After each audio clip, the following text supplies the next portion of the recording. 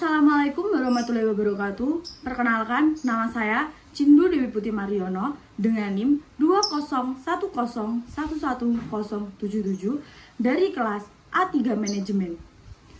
Saya di sini akan menjelaskan tentang air bersih dan sanitasi.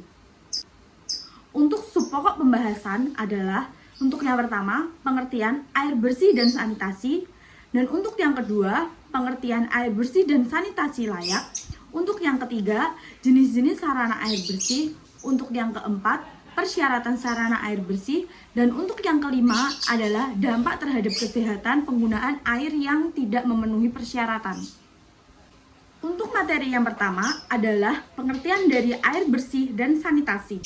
Air bersih menurut Menteri Kesehatan Republik Indonesia nomor 416 atau IX atau 1990 menyebutkan air bersih adalah air yang digunakan untuk keperluan sehari-hari yang kualitasnya memenuhi syarat kesehatan yang dapat diminum dan dimasak. Dan untuk sanitasi, menurut WHO 1952 adalah pencegahan penyakit dengan menghilangkan atau mengendalikan faktor lingkungan yang membentuk mata rantai dalam penularan penyakit. Untuk yang kedua adalah pentingnya air bersih dan sanitasi layak. Pada saat ini, akses untuk mendapatkan air bersih masih sangat sulit untuk didapatkan, terutama di bagian pedesaan atau tempat yang terpencil. Adanya pembuangan sampah dan limbah ke sungai yang ada di sekitar kita, mungkin kita menganggap hal itu sebagai hal yang sangat kecil. Namun, kita tidak menduga akan menyebabkan dampak yang sangat besar bagi kita semua. Untuk yang ketiga adalah jenis-jenis sarana air bersih. Sarana air bersih yang pertama adalah sumur gali. Sumur gali adalah sarana air bersih yang mengambil atau memanfaatkan air tanah dengan cara menggali lubang di tanah dengan menggunakan tangan sampai mendapatkan air. Untuk yang kedua adalah perpipaan. Sarana perpipaan adalah bangunan beserta peralatan dan perlengkapan yang menghasilkan, menyediakan, dan membagikan air minum untuk masyarakat melalui jaringan perpipaan atau distribusi. Untuk yang ketiga adalah sumur pompa tangan atau SPT. Sumur pompa tangan adalah sarana air bersih yang mengambil atau memanfaatkan air tanah dengan membuat lubang di tanah dengan menggunakan alat bor.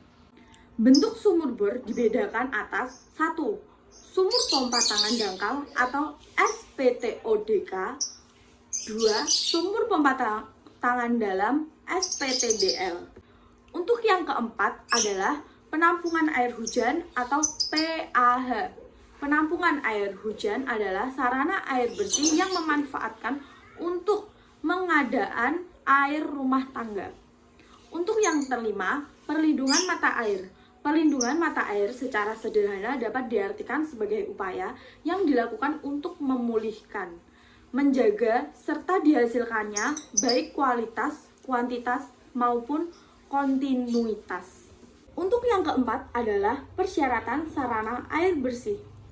Ada beberapa persyaratan yang perlu diketahui mengenai kualitas air tersebut baik secara fisik, kimia, dan juga mikrobiologi. 1. Syarat fisik. 1. Air harus bersih dan tidak keruh. Kedua, tidak berwarna apapun. 3. Tidak berasa apapun. 4. Tidak berbau apapun. 5. Suhu 10-25 derajat Celcius. Untuk yang kedua adalah syarat kimia. Yang pertama, tidak mengandung bahan-bahan yang berbahaya atau beracun. 2. Tidak mengandung zat-zat kimiawi yang berlebihan. 3. Cukup yodium. 4. pH air di antara 6,5 sampai 9,2. Untuk yang kelima adalah dampak terhadap kesehatan penggunaan air tidak memenuhi persyaratan.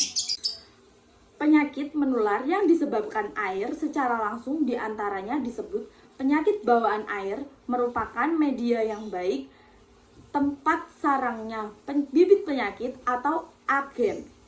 Menurut Slamet 2002, beberapa penyakit bawaan air yang sering ditemukan di Indonesia diantaranya untuk yang pertama adalah kolera.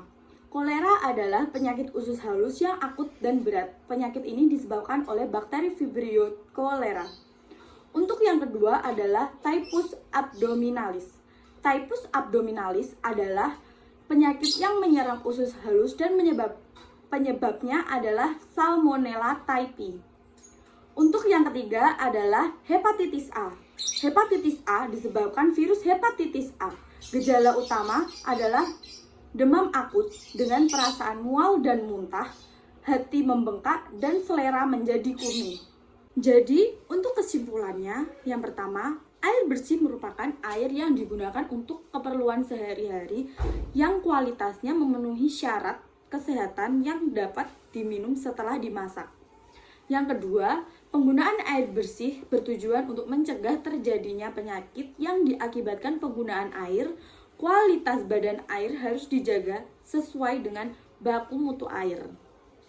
Untuk yang ketiga adalah jenis-jenis sarana air bersih yang lazim digunakan masyarakat adalah sumur gali, perpipaan, sumur pompa tangan, penampungan air hujan, perlindungan mata air. Untuk yang keempat, persyaratan air bersih meliputi syarat fisik, kimia, dan mikrobiologi. Untuk yang kelima, penyakit menular yang disebabkan oleh air secara langsung disebut penyakit bawaan air atau waterborne diseases. Sekian dari saya, bila ada kesalahan ataupun kekurangan, mohon maaf yang sebesar-besarnya. Wassalamualaikum warahmatullahi wabarakatuh.